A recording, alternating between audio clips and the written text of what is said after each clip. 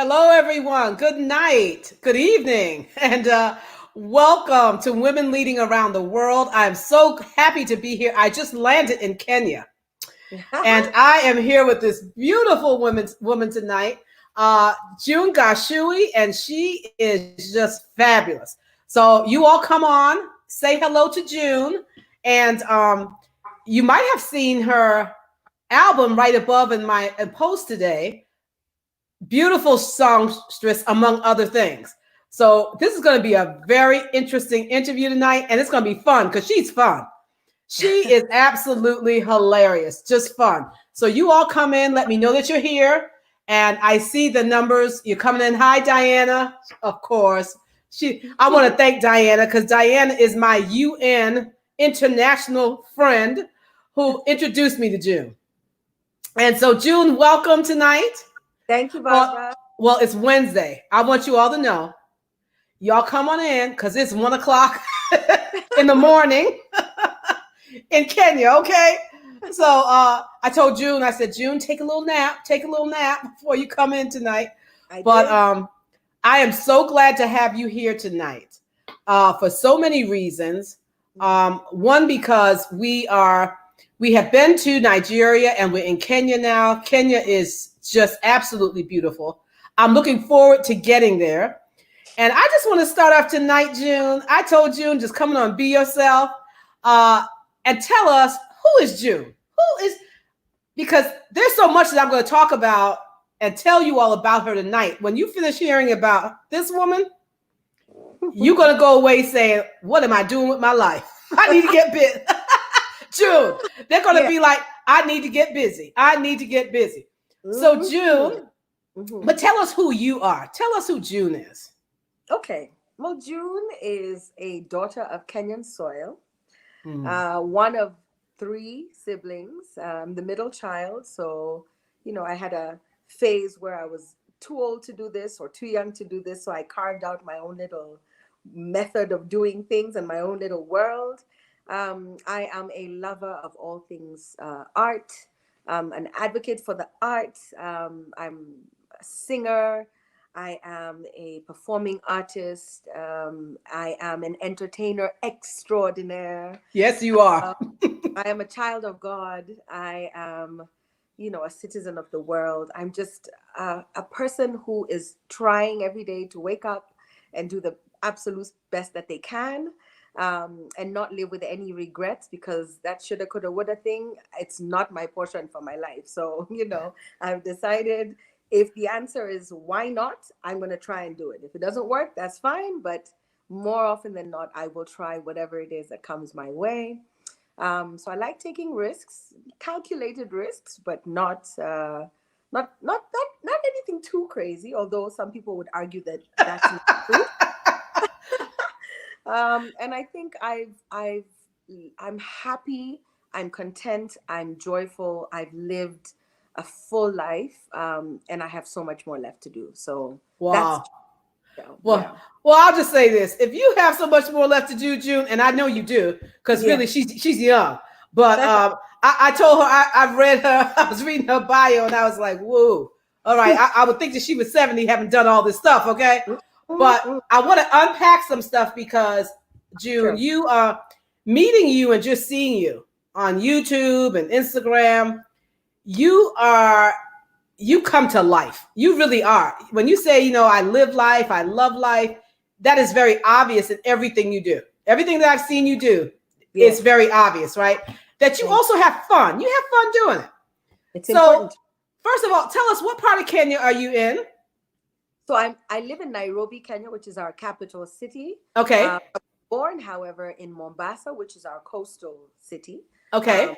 Coastal province or county. So my parents met and fell in love in Mombasa. And my older sister, Jenny, and I were born in Mombasa. And then the family moved to Nairobi. So I'm based in Nairobi, Kenya at the moment. Wonderful. So tell us who June was growing up. Tell us what you were like as a young girl. Because I always think there's evidence of, who you're going to be at a young age. So tell us about your parents, what they instilled in you. What was it like for you growing up? I feel like my memory of life was just happy. Mm. You know, from my earliest memory, I think I remember us being a close knit family with three girls. As I said, my dad and my late dad now, who passed away 10 years ago this Mm. December. Which even that's insane to hear myself say. That time has flown by that quickly. But my mom and my dad were best friends, and I think it was evident in everything they did. And so all through life, we knew we had a solid unit of two people who sort of came together and figured out this family thing. Um, and they obviously would bring whatever their childhood experiences were to their parenting experiences. So, I remember one time my youngest sister was playing with her toys, and then she went to bed and left her toys all over the place, right? And my mom comes home and says, why is this room? And she comes straight to me. She doesn't wake up this child. She comes straight to me and asks me why the room is untidy. And I'm like, excuse me, I wasn't the one playing. And she says, listen, I've raised your sister and you. I don't expect to come back and have to tell this young one to pack up her toys as well. Let me tell you, I'm like, you think I'm going to pack them? I went, woke up my younger sister, and I was like, pack these things up now. She's like, I'm sleepy. I was like, nah, if we're going to have to do the parenting too, you're going to wake up and do this right now. So, from a very early age, we understood responsibility, we understood obligations, we understood, reward, we understood hard work, love, loyalty, all the things that I think are a huge part of who I am today and who all of us are. Integrity, little things that, you try and do. I remember waking up in the middle of the night because I was hungry and then literally walking to the fridge and taking a bite of something and then putting it back, which was not the best thing to do, right? So in the morning, my mother wakes up and like, who took a bite of this thing? I was just like, I don't, Not me. He was like, listen, we do not lie in this family. Little things like that in my sleep, in my hunger, whatever it was, I probably thought what I haven't done anything wrong.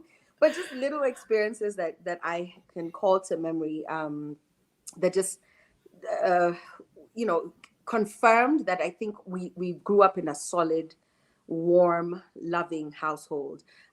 We traveled a lot because my father's job took him to France and took him Yeah. to the Ivory Coast in West Africa. So from the age of 7, this girl was living in Paris with her family and hadn't a clue of how to speak French. But you pick up things very quick when you're young. So little experiences like going to the baker to buy bread, because the French and their baguette is a daily purchase, right? You don't buy bread and keep it in the pantry. You buy bread every morning To and you eat. finish it that. Yeah, exactly. So like literally walking to the bakery and not knowing a word of French and like pointing and signaling to the guy, and he's like, "What do you want? What do you quoi?" And you have to say baguettes, baguettes. So from the age of 7, Paris was the kind of city where you take the train, you take the bus, which is not something we grew up doing, in Nairobi at the Mm-hmm. time. So learning that independence, figuring out how to get to school, how to get back home, meeting a whole bunch of people from all over the world, which was completely different from our experience back in Nairobi. So I think from a very early age, I was exposed to all sorts of cultures, music, just languages, people with different backgrounds. And my sort of canvas of friends even today is reminiscent of that experience. And of course, learning a new language at that age has been a huge advantage in my later years, because I've worked in French companies. I've done French law, for example. And so just even having a language that we could do little gossip sessions with That's right. Nobody can understand what we're saying. yeah, like you're like so this is the thing we do in Kenya a lot. Well, I guess Africa, we point with our mouth, right? So Uh, if I want to tell Barbara, like the person on this side is, is here, I just go right. mm. Okay, that's Mm. Barbara. Like that. And I wouldn't have to say anything else. But if they understood this, you would then speak in French, right? Um, what else do I remember growing up? I remember being allowed to be free, to perform in front of the TV, at the top of my lungs, what was playing when I was growing up, Whitney Houston, Madonna, Michael Jackson, like being able to literally, I was mimicking them in front of the TV, right? In school, I was allowed to be in plays and in musicals and all these cultural nights and cultural days, which I absolutely loved. I'd throw myself completely into those kinds of things, almost at the expense of my my academic pursuits, But somehow, because God is faithful, somehow things came together. Well, they did, and so I love that, June, because to parents out there who have children who are young, and you're thinking, I don't know what's going to happen with this child. They're into the arts and the music, but one of the things that's so intriguing about you, and listening to your background, it really does become alive and obvious. That you are extremely creative, very much into the arts, into music, into drama. I mean, you have acted, girl, you have done it all. And then there's this other side that comes in that's an intellectual. I want y'all to understand this, okay? Because it's a colleague, okay? An intellectual property attorney. Yes, that's what I said. Intellectual property attorney. And you have to understand that it's a very specialized area. Okay. And so, and I've seen the things that you have done in those areas. I mean, it's just not like she's an attorney. She's done some stuff. Okay. But you see both of those things merge with you. And you seem to not have been bothered at all by, here's my creative of what I do. And here's the other side of what I do. And they are who I am. Exactly. How did you bring those together? Did it happen naturally, or did you just not see any limit? I think it's the latter, because to be very honest, my earliest memory is that even as I was going to school, I would be in these sort of creative spaces. I would take dance classes, I would take singing classes, I would be in rehearsals after school for the plays, So this sort of balancing act happened from a very early age. As early as maybe like 9 or 10, this was life. So I would be told, you must finish your work if you want to be in this play. And of course, I wanted to be in the play. So I would get my work done and get my homework finished and then say, okay, I'm done. I'm going to go to the rehearsal now, right? And so it was almost like a fueling sort of motivation for me to be able to never have to pick between the two. And then by the time I got to my teenage years, it was such a natural thing. I started singing at church, on the weekends. So, and then going for rehearsals on Saturdays or during the week. I also took up sort of singing in a more serious way. This is a funny thing to say because our society for a long time thought about music, as something you do when you flunk out of school. It wasn't really a career that you picked by choice, right? Especially if you had a brain that you could use, music or anything, it was not considered to be a serious career. So for me to even be able to do grade 1 all the way to grade 5 singing and do my ABRSMs, which are sort of like examination certification process, even that was shocking to me because I thought I was going to go to a music class and tell the teacher, just play everything I want to sing for the hour and then I'll go home with a happy and full heart, right? But then she's like, you can actually take this thing seriously. I laugh and I'm like, who takes music seriously? I've been doing this thing to give me joy, And she says, no, there's people who actually, take this seriously, take this as a unit in school, in university. And my mind was blown. I was probably about 12 at the time. About 12. Yeah.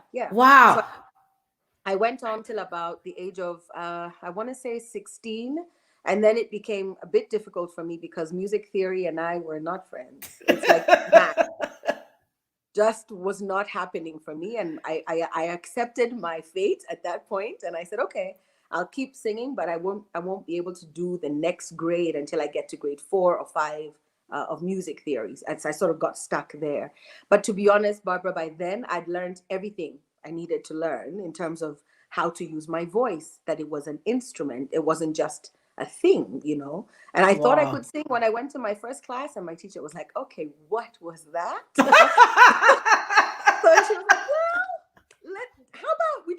this way. And then she sang the exact same song. I was like, oh, that's so beautiful. What song is that? She's like, that's the song you're supposed to be singing. I was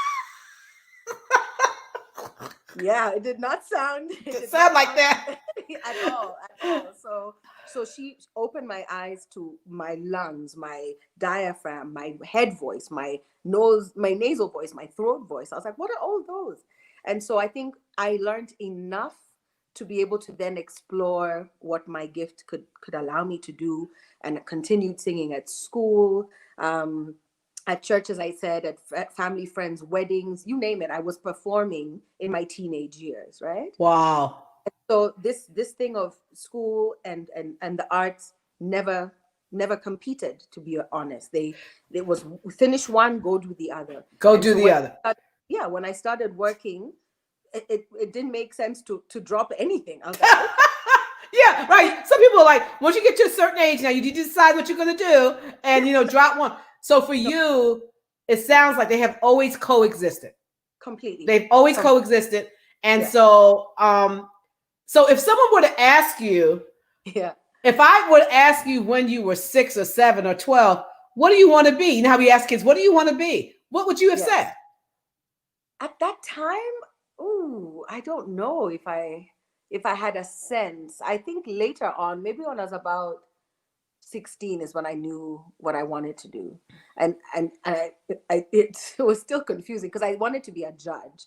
And I think I watched too much TV. It was still the same profession, but like, Right. I loved how I would like jump up and say, objection, Your Honor. And then the banging with the gavel, I was like, oh, I want to do that. I want to do that, But I think at 6 or at 12, I probably just wanted to, I don't know, maybe even be a doctor at some point. I remember having like toys that were like a whole medical kit, where you could test people's like listen to their heart rate and do all these kinds of things and wear like a little nurse's hat. I think that we go through all those confused Absolutely. Absolutely. But I think it's lovely that you feel like you're capable of doing anything at that age. Absolutely. That's the main thing. Yeah. That you're capable of doing anything that you put your mind to. Yeah. So when did law come along? When did you decide I'm going to law school? This is what I was going to do. Tell us about it, June. So I was sort of guided by the subjects, first of all, that I found, let me say, easier. Mm-hmm. Because I'm laughing a lot, but I wasn't one of those like genius kids. I had to read. Okay, I had to read. I enjoyed it. I had to read several times for things to sort of like make sense in my brain. And very early on, I realized that people learn and absorb information differently. So even the friends I chose to keep was very, very informed by that, because you sort of hang out with everybody, and then you realize that some could sleep at 1 a.m. and literally peruse their exactly their notebook. Don't you just kind of hate those people? I love them. So you're like, oh. And I'm sitting here going chapter 1, reading this first line 10 times. I'm like, what is this chapter about? And so I had to put the time in to do the reading. Mm-hmm. And when I did, sort of things started making sense to me. And ironically, I was decent in things like science and maths and chemistry, physics. But then I was like, nah, I'm not really into these things. My late father was a chemical engineer. So for him, you can imagine, he was like, yeah. Absolutely. Yeah. That's right. I've got my chemical engineer. I was like, I understand chemistry between people. I don't understand this other one so much. So then I found, subjects like geography and history and literature and things like that would come a lot more naturally to me. And so when I started doing research, the UK system, or the British system of education, has a program called UCAS, which is the university I don't know, what is it called? The university something, that's something. And basically it allows you to do little interviews and talk to different universities early on. And so they would do it very clinically, I think. They'll tell you, what subjects are you good at? Let me see your grades. Then these are the career choices that are available to you. It was really that, right? So you sort of knew with a good grade in this, and this, you're a good candidate for medicine. Or with a good grade in this, you're a good candidate for architecture, or whatever it was that you wanted to consider. But then, as I said, I would watch TV a lot because I loved sort of just watching different actors and how they would communicate. Still the creative side. Yeah. Yeah, it would always sort of be the thing that would glue things together and Mm. make things make sense for me. And as I said, I started watching a lot of legal dramas, your LA Laws and God knows what else back in the Oh, day. I know. And I just sort of said this, and also wanting to help people, I guess, as cliche as that sounds, my mom would always say, "Don't be a criminal lawyer. You have to defend people even if you know they've done things that are wrong." And I'm like, there's so many other types of law. I don't think that's where I'm gravitating towards, but I think that's sort of when it started for me. I was probably about 16 or so, 17, and I had done very well in the social sciences and the arts, and English literature and things like that. And then I did a program called the IB, which is the International Baccalaureate, which is was, I think, only offered in one or two schools at the time. So they were sort of pioneering it. And we were probably the fifth or the sixth year who had taken this course. And so my guidance counselor was like, "Yeah, I really think you need to consider this." I did the MUN, which is a Model United Nations, and I would be very vocal and lead my delegation to victory and things like that. So, all these things that they would watch me, he would observe me and say, "You're very wise." I was like, "Thank you," and you're very and you're very eloquent. I was like, "Oh my, stop, stop, stop. This is too much." And so, when I said to him that I'm considering law, and he said, I think it's a perfect fit, because you can express yourself very well. And this is something that you would need to be able to do both in the written language and in spoken language as well. So I think it sort of gelled at that point.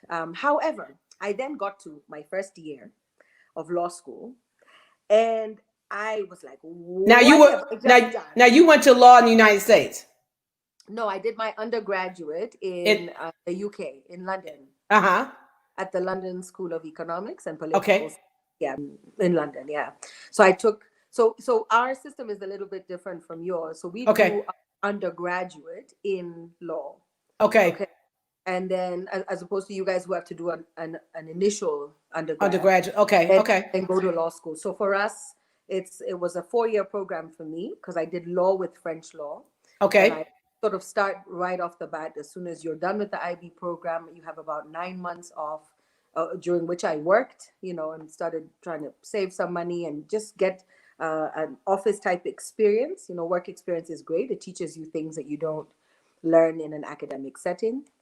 So I did that, got to school, and realized because I had done the IB, I was about 2.5, almost 3 years older than most of my classmates. So I think almost immediately I became Mommy June. I was just like, ooh, look at these children, look at these kids. They're gonna be a problem. They're gonna be a problem. They're gonna be a problem. They're gonna be a problem. you know but I look back and I smile. I really struggled my first year of law school. Mhm. I thought I had made the biggest mistake of my life, and it made me almost question and doubt I think every it does. single. It does a lot of people. It does. I mean, Barbara, they taught us about consideration, and here I was thinking, yes, you need to be a considerate person, and I was like, this is an English word I have known for my entire life up to this point. That means this. This. Now you're telling me consideration is what? Uh, you know what's so funny about that, June, is I remember my first year in law school Yeah. having to have a dictionary next to me, a law dictionary, and having to look up every other word. And I'm like, am I ever going to get through this looking up every other word? So I relate to that when you say consideration. I've known all my life. I'm like, this is what needs to be present for there to be a valued exchange. I'm like, so what? So does that mean the other consideration that I've known all these years, does it just disappear, or what does this mean? I was so confused. I came back home for I guess the summer holiday, and I told my dad and my mom, I'm like, okay, I'm done. I messed up. I'm sorry. Like, maybe we could try the science thing. I don't know. But like, I'm done. And my dad said, okay, so you want to quit? That's fine. Go ahead. And I was like, He's like, well, sure are you? How sure are you that you're going to, enjoy the next thing that you pick? Because you're quitting. So maybe let's discuss what it is that is you're finding difficult, what it is that you think we can get you help with. And it was so many things, just adjusting to a new city. I had this vision in my head about what college life, or university life would be, being in a dorm. But, the LSC experience was completely different. I think more ideal and more suited to a postgrad program. But as an undergrad, I was I was overwhelmed, I think is the best way to put it. But I met a great group of friends who are friends till this day. And we sort of pulled each other through and had Well, discussions, you, shared. well, I want to talk about that. A couple of things that you Yeah, mentioned. yeah, One, that your dad seemed to, when you said okay, mom and dad, I'm quitting.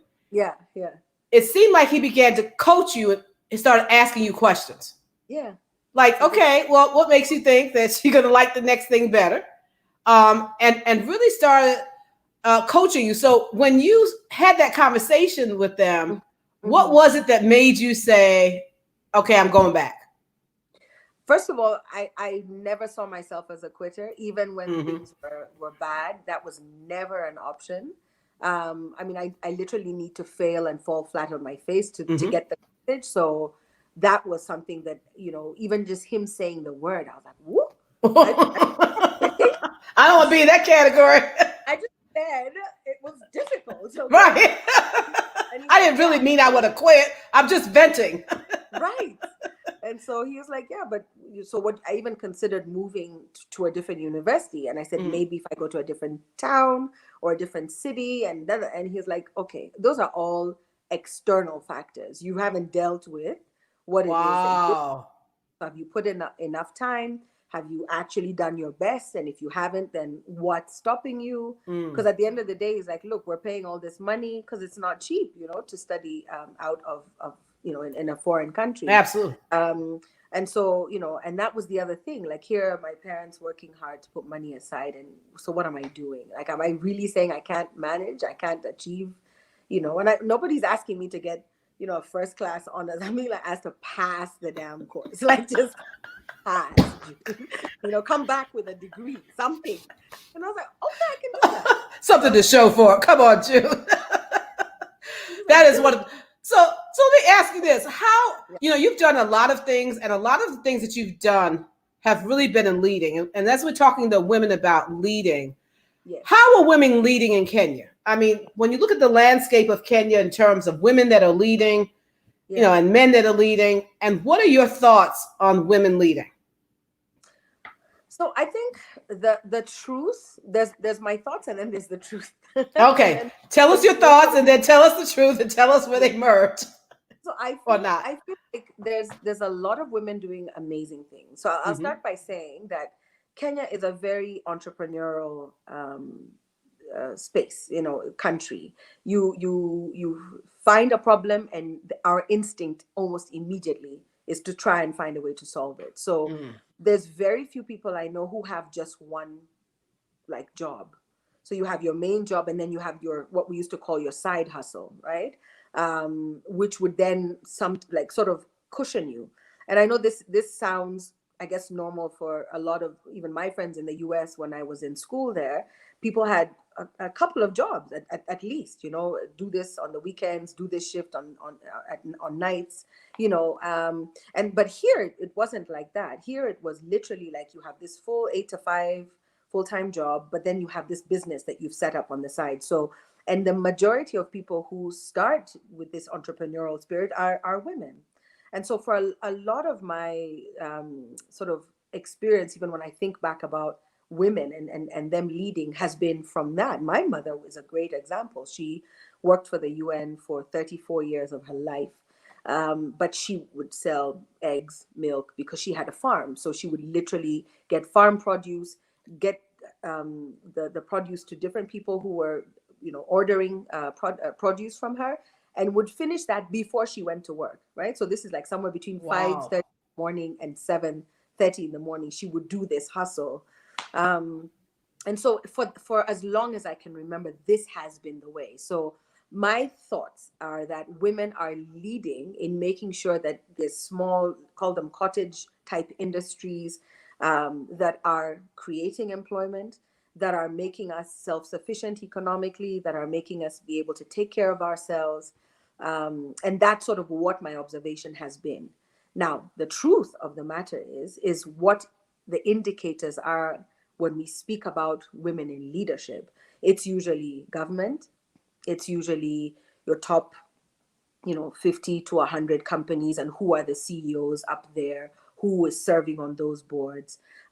So in terms of government, obviously there's our Senate or National Assembly, and being able to see even who our cabinet secretaries are. So I guess some of the terminology is kind of similar now, because we constitutional change in 2010. And we're supposed to have some sort of balance in terms of who is represented, right? Because the constitutional requirement is that there's at least a third, right, of any grouping of people in public office to have to be women. So it's nice that it's there. It's nice that it's there. But I want to add that there should be competent women and who are in those positions, because all it takes is one to mess it up, Absolutely. For the entire group that are coming behind them. So I guess the answer then is to find our way somewhere in the middle. So the matrix or the criteria that are used to determine what leadership is and what women in leadership looks like has to change, first of all. I think also it's too clinical, in my opinion, because not everybody is going to follow a political or public service path. So what are we saying about all the other non-sort of stock exchange, non-listed companies who are still doing a heck of a good job and creating employment?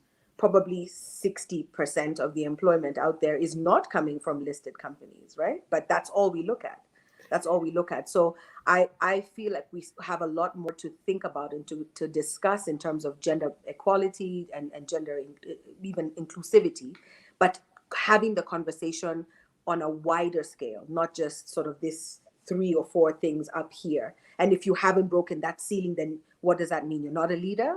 I don't agree with that. Absolutely, June. Because really, when you look at the economy, most of the people that are fueling that economy are in those other places that you're talking about. They're not in the parliament. They're not in the government. And so I think that's very important. The other thing is that I think a lot of women are in those places.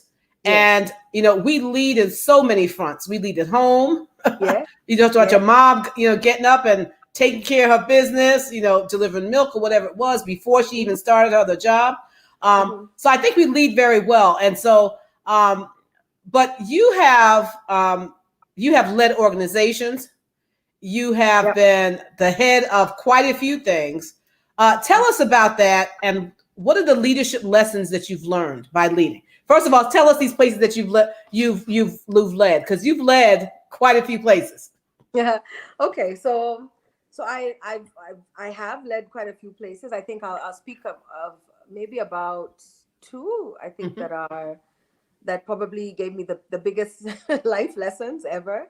So I was the general manager for an organization called the Kenya Association of Music Producers, which was, again, a copyright industry. It was a collective society, I guess, like ASCAP or BMI in the US.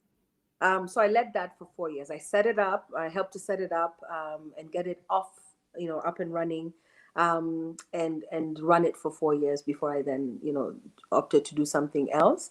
And I think the biggest lessons were, again, this voice in my head that says, we don't quit, we find solutions.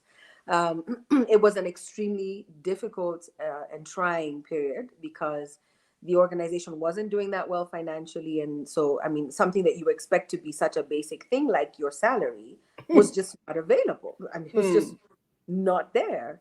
And then, half of you was like, well, so how am I going to survive? But thankfully, a time I sort of, knock on my mom's house and I'm like, hi, that old room, can I just sort of like crash here for a bit? Sleep there.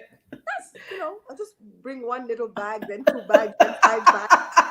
Before she knew it, I was like back in the house, So, but it was interesting because I realized that I don't do the things that I do because of money.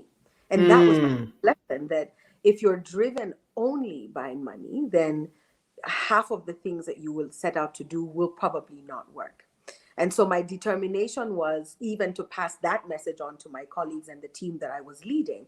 When I got there, there was one consultant who wasn't even a full-time employee. And then there was somebody sort of manning the reception, and that was it. And then I was like, so this is the entire team? Okay, so no.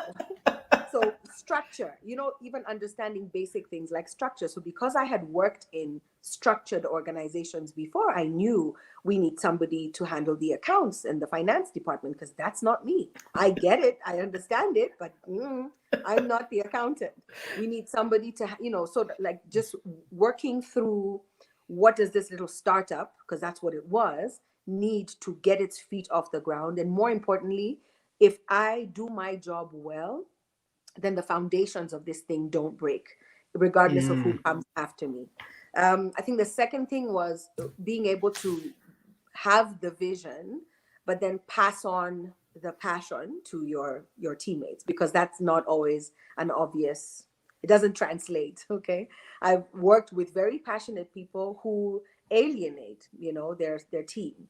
And they're sort of on their own path. They don't consider the fact that they need all and sundry basically to be on the same boat as you if you're going to go in the same direction. So it's wonderful to have passion and want to thrive and to do well. But if your team, they keep saying there's no I in team. It's true. If they don't get it, you'll fall flat on your face, and it really won't be their fault. It will be yours because you were the one in a position to lead. Wow. Thing I learned was responsibility, and whether you like it or not. One of the issues that the organization had because they hadn't had a full staff was, a couple of problems with finances, taxes that had not been filed at the right time because there was nobody to do it. Right. Simply, this happens to a lot of companies, so it wasn't that much of a big deal. But I remember this was probably my second month, and the revenue comes. And then sort of says, okay, so, where's our money? And I'm like, I just got here. I just like, I don't know anything. And the guy told me, madam, you bear the title of general manager. Wow. Who the person is, we're talking to the role. We're talking to the office of the general manager. And I was like, oh, okay. So whoa. All of this is now going to land on these shoulders, and I can't have a panic attack. I can't break down. Okay, I can. There's a little bathroom, you can put your thing, and then come back and handle your business. So that was the fourth lesson. Fifth one was, if you don't know, ask. And there's no shame in asking. There's a lot of stuff I did not know. I used to call the accountant and say, come sit here. So what is this? Debit, credit? What is that? What are those things? Okay, explain them to me like a child. So that when I look at the accounts, I can spot things. When I have to talk to the directors, I don't expect to have to keep calling you in to the meeting. I should be able to understand. So I never had any shame in asking even the stupid questions. I was just like, if I don't ask it, you're probably all going to be thinking it, and I'm going to go home wondering why I didn't ask. So I'm going to ask the stupid question. If they want to laugh, it's fine. I probably will laugh at myself before you. So, I'm one step ahead of you. But not having that shame or embarrassment when you don't know. Just ask, find out, and then move along. See, June, I think that's fabulous, and I think that's one of the attributes of women. Yes, that we'll ask, and we'll tend to be collaborative. Listen, if none of you around the table know, I'm going to go out and find someone who does know, right? Exactly. Or I'm going to find out. So that resourcefulness and that. Look, I'm not ashamed to ask. If I don't know, I'm going to ask. I'm not going to sit here and pretend like I know and then go home wondering, I wonder what that meant, So that's wonderful. And I love the fact that you talk about team, Yes. That is because it's really not about you, it's about your team and whether you can move your team forward Yes. in a leadership role. But this piece, when the gentleman looks at you and says, he's speaking, he's looking for the role. So you Yeah. carrying that title meant something. It meant something to him, and he's like, this is where the buck stops. So you're the Mm. mouthpiece, you're the person we meet when we walk into this organization. At that point I was literally like leveraging all my networks. I was the marketing department because our budgets weren't that great and we couldn't afford, so I would go and like yap on TV shows, on radio shows. Have you guys paid the license fee? This is great that you're playing my song, but did you pay? Because if you don't pay, I don't have a salary. So where's our check? Literally leveraging every aspect of you, every aspect of your network, and appreciating that the buck really does stop with you. And at the end of the day, even when you meet the members, because it was a member organization, Mm-hmm. you want to be able to also be the bridge, between their wants, their needs, their need, more importantly, to understand their rights, because then my IP sort of law came in very handy there. But also realizing that, people who are members of some of these organizations that you serve are from all walks of life. And so even just being humble is is something that we keep saying, but We really have to it's hard. do. Yeah, it's We, hard to we, come back. we really have to do. And so, Yeah, yeah, but you also said something that's so important. And yeah, these two things, so I want you to give us your thoughts on these two things. yeah. One is that you said you learned that uh, you did what you did, not really being led by money. Yes, Because money will come, but you did the things because there was a passion there. You did the things because that's felt you were called to do at the time.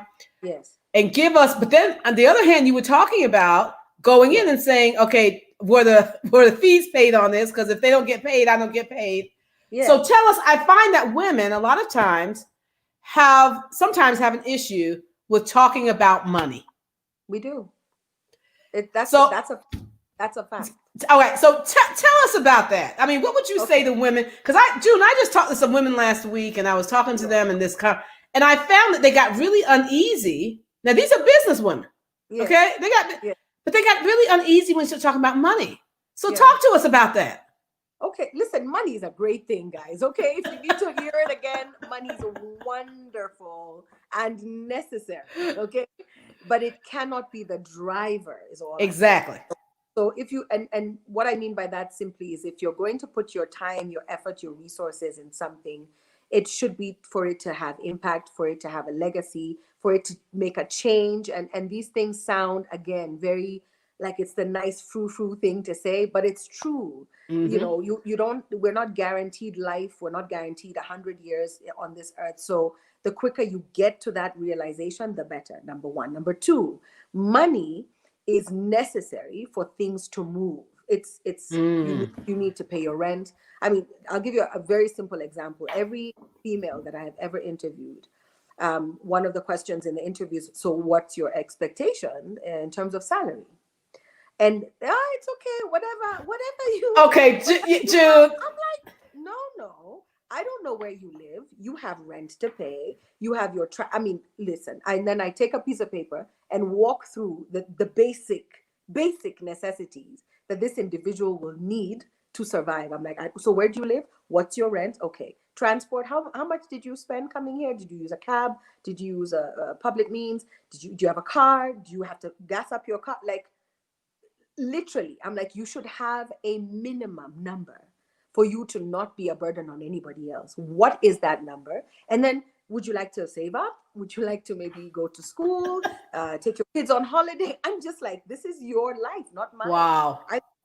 So even if it means sort of being that granular, I think it's where to start so that people don't get uncomfortable about money as this sort of like experience or thing that happens outside of our reality. If you literally embrace it and say, I need a roof over my head, this roof costs this amount of money, put that down. Then I need to have a glass of wine with my girls at least once a week. What does that cost? I need to be able to fuel my car or take an Uber. Or I need to have clothes. I need to eat. Like, be very practical and be like kind to yourself. And then if you want to make a profit, like a super profit, that's part three of the conversation. But we cannot be, uncomfortable even when you're asked, what do you need to survive on this earth? It's like, Wow. give me. I'm like, no. In fact, I don't think this is a good fit for you. Then I'm just like, go away, because this is how you will be with the work that you do for me. You Oh, will say not that. Okay, back. wait, Jude, back up a little bit. You said what now? This conversation Yes, is telling you something about how this person will be with your work. exactly. Because I've asked you to value yourself, Mm. and your value is what you feed into my organization and the work that I ask you to do. So if you're unclear about your value, then how are you going to then come and enhance what I've already built for 10 years? Okay, women. Okay, women and men, because he hasn't been on here. Okay, Yes. I want you all to take in what she just said, because that was so powerful. I remember, June, a Yeah. gentleman telling me this. Yes. He was a lawyer, Yeah. and I was young at the time, and he said, listen, if my client doesn't pay me, he says, I'll go to the beach. Mm-hmm. I'll let them know I'm not going to continue this work. Because this is what he said. If I don't call you to task in terms of making sure that I get paid, Mm-hmm. you can't trust me to take care of your business. That's right. If I It, can't take care of my own business and I don't know my own value, then how am I going to take care of your business? And that's what I hear you saying. Look, exactly. this is going to translate into how you see yourself and my organization and Mm-hmm. where we are. So you cannot take us to the next level.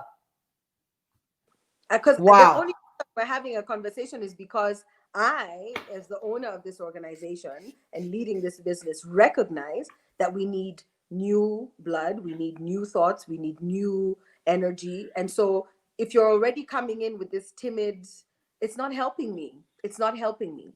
And so figure out, and then obviously live up to it. Because the other extreme, and our brothers have the opposite problem. They're very quick to give us wonderful amounts. I'm like, okay, where did that figure come from? And then maybe struggle to actually deliver, so that the expectation, Absolutely. and what they promised actually find each other. Absolutely.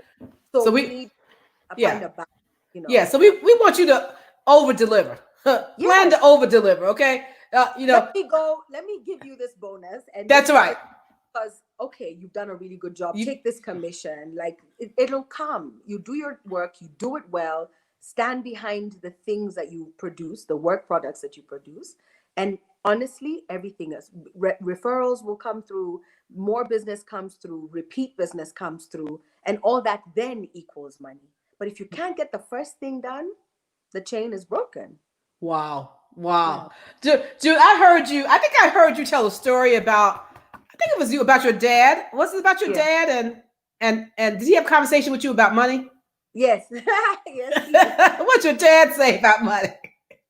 So my dad, God rest his soul, so when I first, so as I said earlier, I was singing for a very long time. I mean, this was something I would have happily done for free. It gave me such joy to just, A, hear myself sing, but B, see people smile, and receive it, and be a part of the performance, that I literally would have done it for free. And then one day we were singing at a wedding with a good friend of mine called Mwai. And then somebody in the audience, in the guests, sort of audience, comes to us and goes, "Oh, this was really lovely. How much do you charge?" And we were like, "What?" So we'll come right back to you. And then we sort of went to the corner and we huddled and we were whispering very loudly, going, "What? They want to pay us? Oh my God." And even just like, how much should we charge? And we couldn't even figure an amount, because honestly, we would have done this for free. And we were, at that wedding, we were doing it for free because it was a good family friend of ours. And so we went back and we asked for 5,000 shillings. That is the equivalent of about $50. Okay. And this was in the 90s, so many years ago. Okay. So, and we proudly, you sort of sat there and we're like, yes, so 5,000 shillings. And the couple were like, okay, cool. So we'll take your number. And we're like, that was too easy. You expect them to want to negotiate with you. There was no, You they said, were just like, yep, fine, done. And we're like, oh, okay. did But I say still very something? Did I say something wrong? right. I'm like, this was too quick. So anyway, we accept the money very happily, and we go ahead and we start getting ready. And so Moy and I have this routine where we meet on Saturdays. I send him 10 songs, he sends me 10 songs, and we're learning 20 songs every Saturday, basically, so that we can grow our repertoire by the time this gig comes up. And I wasn't living near Mwai at the time, so I would have to get myself over to his place because that's where the keyboard was, and da da da da. And we did this several times because we wanted to be really, really good. So we put in the time, we put in the days, we put in the hours. I use the fuel in my car as well. So at the end of the gig, we finished. We bought ourselves a burger because we were celebrating. And then I went back to tell my dad, "Hey, I got paid. I got paid. Hello, hello." And he's like, "This is good. Well done.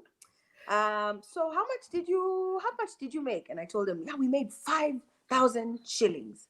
He said, "You said we made?" I'm like, yeah. Moy and I made 5,000 5,000 shillings. And he's like, "Oh, okay, okay." So that was what, like 2,500 each. So you really made 2,500 shillings. I was like, yeah, that's accurate. Yes. 50, yes, that's good. 2,500. He said, "How much money did you spend on transport?" I was like, well, I went at least 8 times, and that, man, the money was gone long before it was paid, right? So we had spent more than we had charged. So we operated, that gig was completely a loss making gig for us. And that was the lesson my dad was teaching me, that at the end of the day, the fact that you love doing this thing does not mean it doesn't have value, because you need to spend on basic necessities to get this product to where it is. The fact that you have a gift from God that makes it easier and makes it a better quality product doesn't mean you don't have to put the work in, and the work equals a cost. So start thinking about that the next time.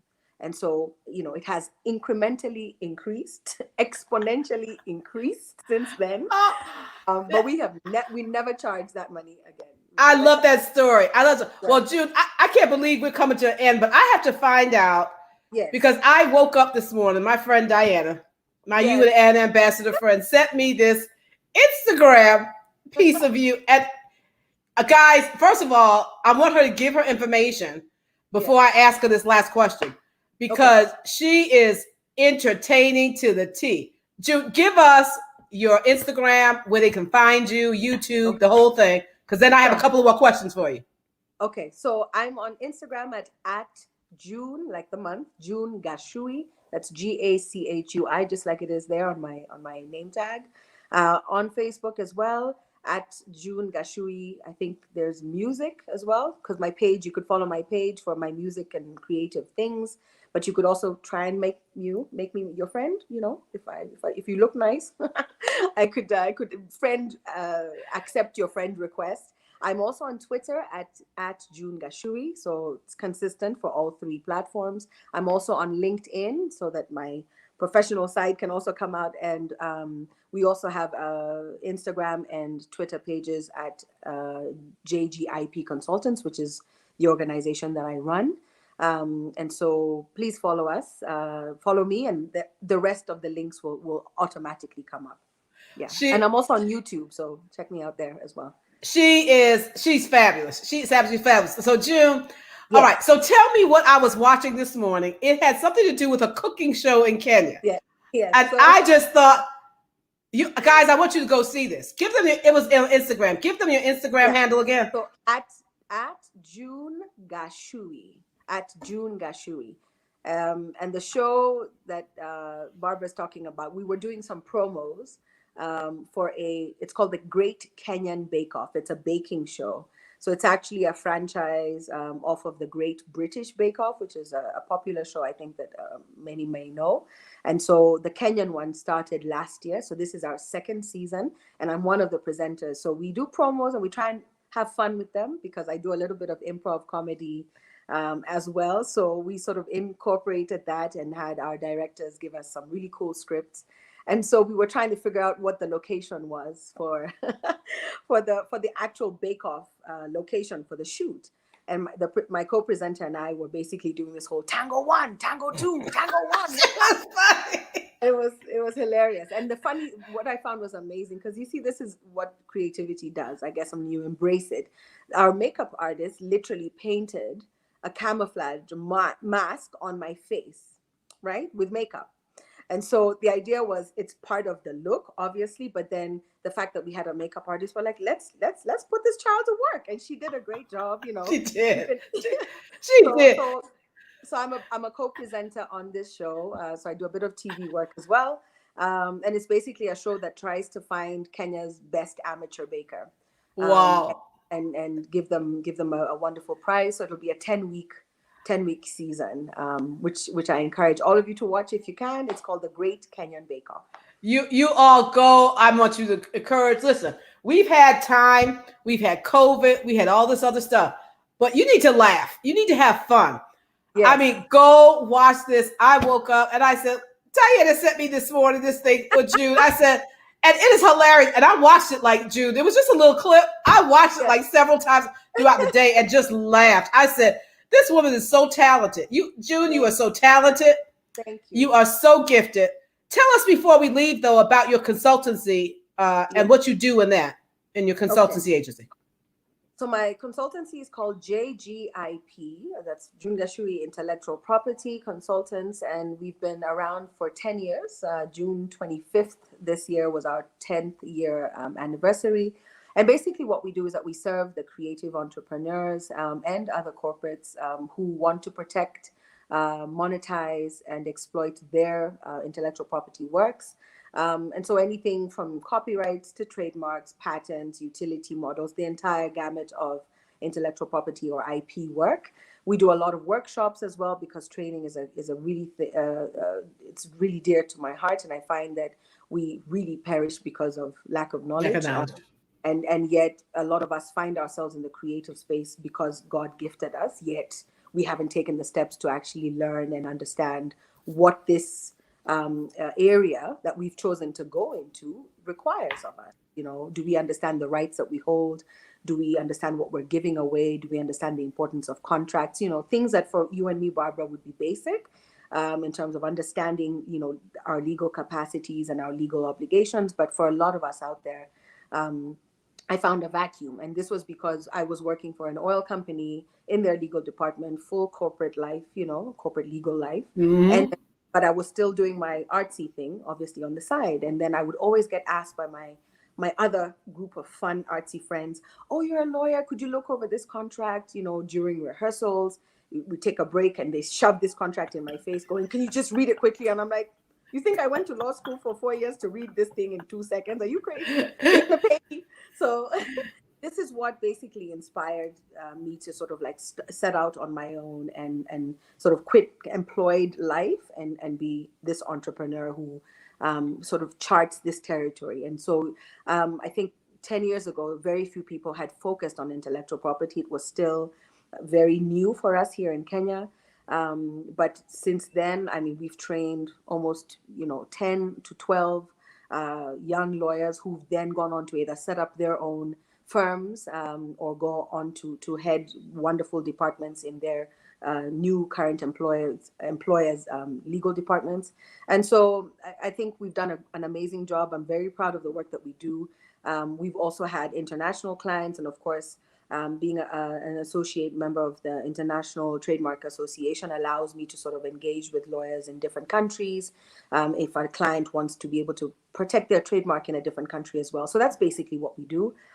We also have an entertainment side to the business because, of course, I'm there. So my business manages my artistic works. So if you want to hire me, you would hire me through the organization. We do have clients who are actors, who are band leaders, who are fashion people who we represent and negotiate for, and help them to just basically think of the things that they create as intangible assets that have value. And that's basically what we do. That's basically what we do. So at least for my group, I'm going to hire June to come in and do a workshop, because the intellectual property thing is very important, because people actually give away things every day. They don't understand the value of it. And by the time you understand the value of it, it's too late. Okay. June, I want to thank you. When COVID's over, I'm coming to Kenya. Yay! But we're going to get you to the United States too, because you are just too much. You were all over the place. I love it. I wanted you all to take away a couple of things from June today. I mean, go look at her, get her pages, like her pages, follow her. She's hilarious. You will laugh, laugh, laugh. But also to understand that you can have a creative side and you can be artsy and intellectual at the same time. It's not one or the other, okay? Because really, to be an artsy person and to be a creative, you have to be intelligent. But I loved having June today. I loved having you, June, because you really epitomize the no limits. There's no limits. The limits come on in your mind when you have limits in your mind. So go back, listen to this video with your children, with those who are graduating, with those people you know in business, because we want them to know that, number one, for young girls and for women, that anything's possible. And number two, whether you're a woman or a man, that you can do it. You can do whatever God's placed in you. That's a gift. Take it and live it to the fullest. And June is a perfect example of that. I'm not done. Tell them I am not. She's just getting started. I could tell that she is just getting started. So once you all go on and go YouTube, Twitter, Instagram, and find her, you're going to thank us for finding her. Diana, thank you once again for bringing her to my attention and into my life. June, we're it. Okay. Thank you. Thank you so much. Thank you for coming. And thank you for being up at 1:00 in the morning, guys. It's now 2. You all say thank you, June. Say thank you to June for being up at 2:00 in the morning to be with us from Kenya. June, we love you. Thank you, Barbara. I wanted to just ask everybody to also go and check out the album, if that's fine. Absolutely. Yes. 20 years. 20 years. 20 years. That was my debut album, produced and released in 2016. It's available on all the platforms, on iTunes, Apple Music, Google Music, Amazon, Spotify, Deezer, all of those. So please go check it out and let me know what you think. And thank you so much. It is absolutely beautiful. I've listened to it. It's beautiful. And so it is right here on my post if you're on my profile, but I will make sure that it's there. Go buy it. Okay. Yes. Let's support her. Look, I'm just coming out and saying it. Okay. Go buy it. Support. I mean, it's beautiful. It absolutely is beautiful. This woman is multi-talented, God-given. June, thank you so much for being here. We love you. Thank you, guys. Next week we will be in where are we? We in Australia next week. We're going to visit Australia next week. Down under. We're going down under to the outback. Down under next week. So make sure that you visit us and let us know. And June, we're going to have you back. But I'm going to look on for that cooking show because it is hilarious. And it's entertainment. Thank you tonight. Thank you, everybody, for being here. Thank you so much, June. All right. Thanks, everyone. Thanks.